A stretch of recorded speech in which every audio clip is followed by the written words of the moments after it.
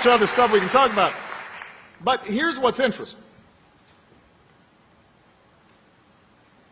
I don't know if the Republicans who are running for this office know any of these things.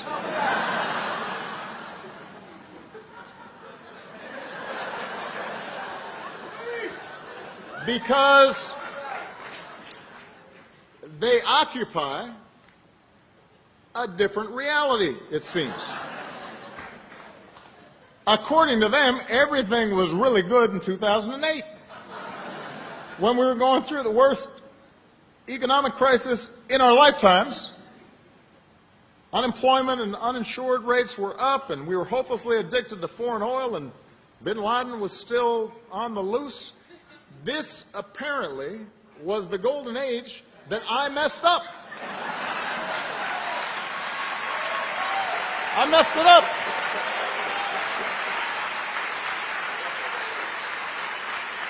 And Obamacare and immigrants and taxes and deficits all just messed everything up. And they're so glum. They're really so frustrated.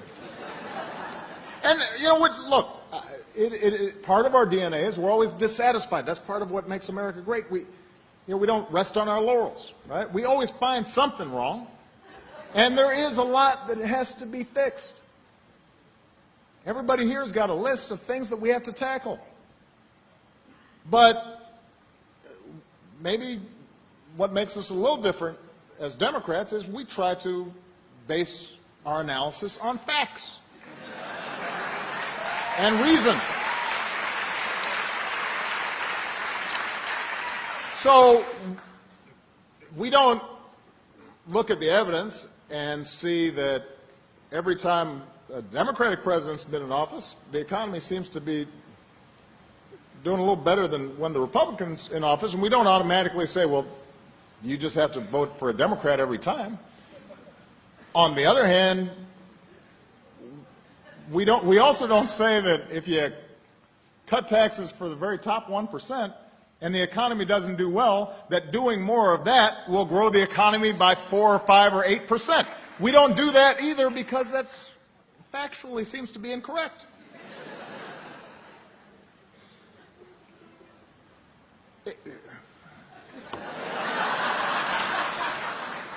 They want to repeal the Affordable Care Act. I know that's shocking, and kick millions of people off their health insurance. But when you ask them, well, what is it that is so bothering you about people having health insurance? They can't tell you. Because originally it was, well, it's never going to work. All right, so then it started working. And then they say, well, it's going to blow up the deficit. And it's not blowing up the deficit. And then they said, well, you know, it's going to drive everybody else's premiums up, but that hasn't happened. So at some point you'd think they'd say, well, maybe we should just try to work to make health insurance even better, right? Right? Right. On climate change. Now, if you went to a doctor, no, let's change that. You go to 100 doctors,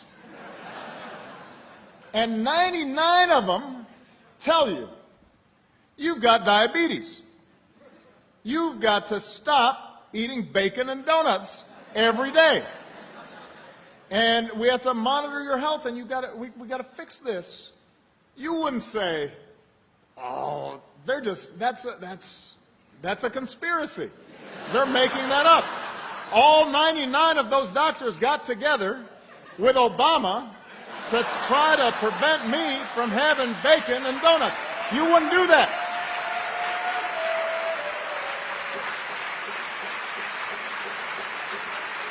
That's not what you do. There's not a single person who would do that.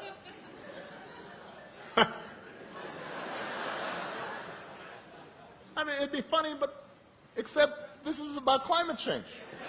This was an analogy. And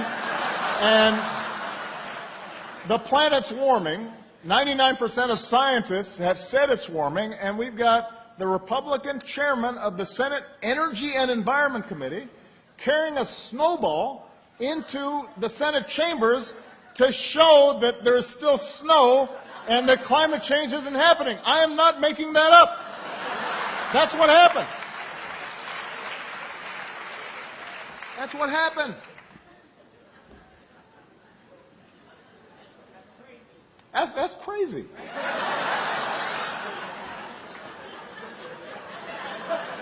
I was going to quote Kanye, but I can't because this is a family audience. But it's cray.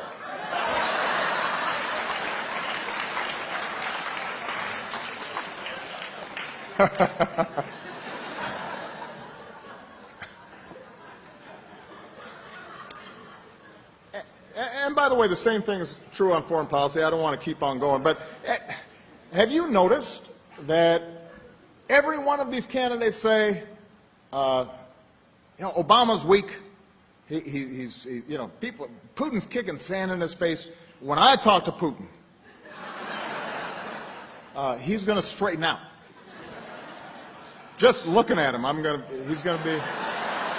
And then it turns out they can't handle a bunch of CNBC moderators at a debate.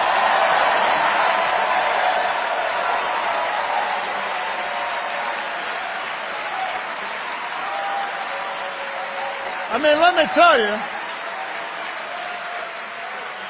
if you can't handle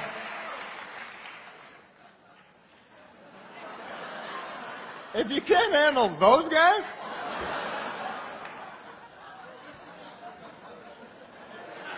then I don't think the Chinese and the Russians are going to be too worried about you.